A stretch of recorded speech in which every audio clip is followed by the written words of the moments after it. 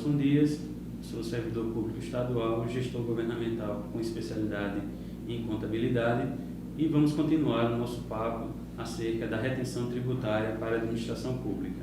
Vamos tratar acerca da retenção tributária para serviços prestados por pessoa física. Para o ISS, o ISS é devido quando há a prestação de serviço por pessoa física constante da lista anexa à Lei Complementar número 116 de 2003. A alíquota do ISS ela varia de 2%, que é a alíquota mínima, até 5%, que é a alíquota máxima para o ISS.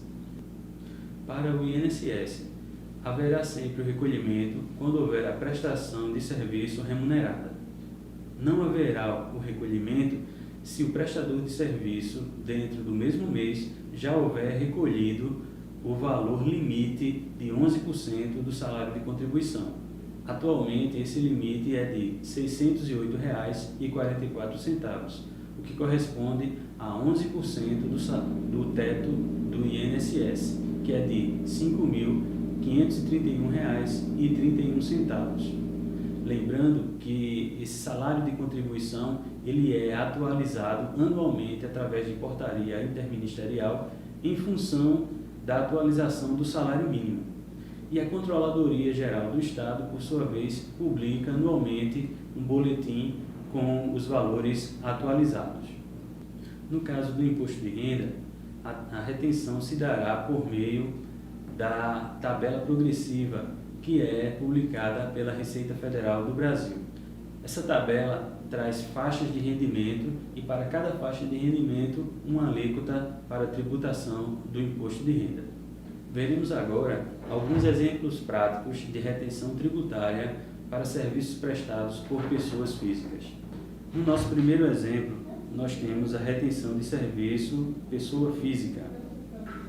Nós temos o valor bruto do serviço, a retenção do INSS com a alíquota de 11% e a retenção do IR, a alíquota de 15%. É interessante notar que para o cálculo do imposto de renda nós devemos subtrair o valor referente ao INSS para obter a base de cálculo do imposto de renda. Subtraímos então a alíquota, o valor correspondente à alíquota que se encontra na tabela progressiva e o valor da parcela a deduzir que também encontramos na tabela progressiva para cada uma das faixas de rendimento. O nosso segundo exemplo, ele traz retenção anterior de INSS por outro contratante dentro do mesmo mês de competência. No caso do primeiro tomador, nós temos a tributação do INSS. Para o imposto de renda, como o valor fica abaixo de R$ 1.903,99, nós temos a isenção do imposto de renda.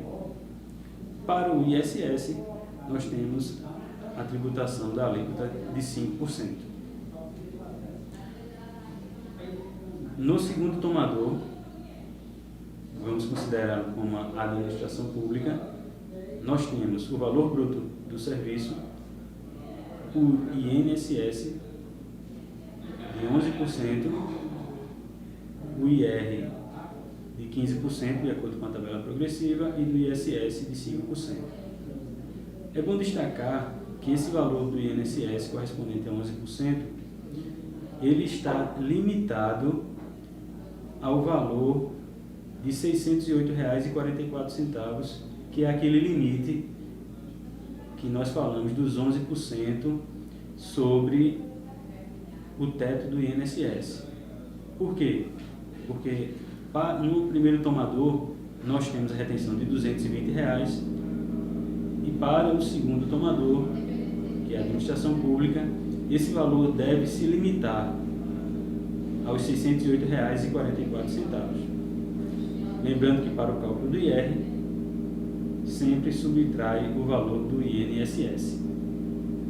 No nosso terceiro exemplo, nós temos a retenção pelo mesmo contratante em momentos distintos no mesmo mês. Ou seja, a administração pública contratando o mesmo prestador de serviço dentro do mesmo mês de competência. Temos no primeiro momento a retenção do INSS, do IR, que nesse caso está isento, pois está abaixo do valor de R$ 1.913,99, e retenção do ISS, na alíquota de 5%. No segundo momento, nós teremos uma nova tributação para um outro serviço prestado dentro do mesmo mês. Então teremos aí a retenção do INSS novamente, do imposto de renda e do ISS. É importante destacar que nesse segundo momento, para o cálculo do IR, nós estaremos somando o valor dos dois serviços prestados pela pessoa física dentro do mesmo mês. Então nós vamos aí somar o recibo 1 com o recibo 2 e obter o valor total dos dois serviços. Subtraindo-se o valor do INSS, nós temos a base para cálculo do IR nesse segundo momento.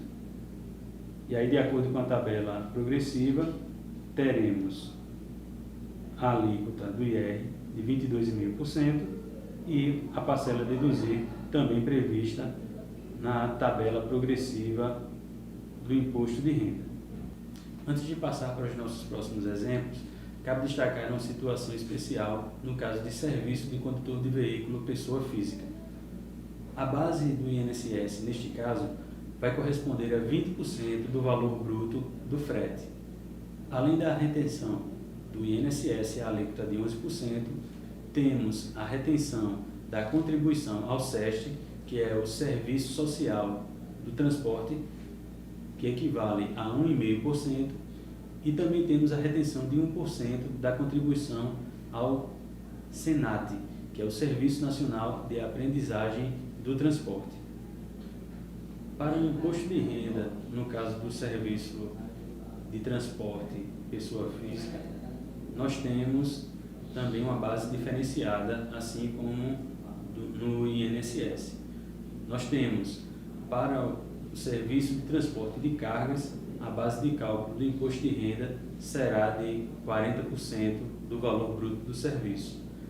E para o caso de transporte de passageiros, essa base será de 60% do valor bruto do serviço. Então, vamos ver mais dois exemplos com o caso de serviço de transporte de carga e de passageiros.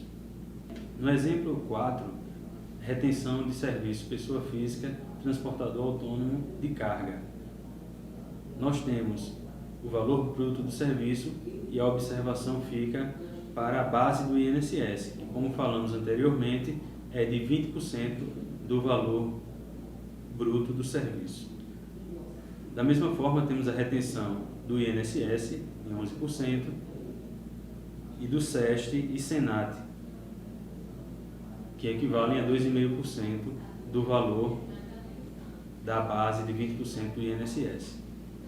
E aí nós temos, quanto ao cálculo do IR, a subtração dos valores correspondentes ao INSS e ao SEST-SENAT, e o resultado dessa subtração nós calculamos aí a base do IR, que é o valor equivalente a 40%.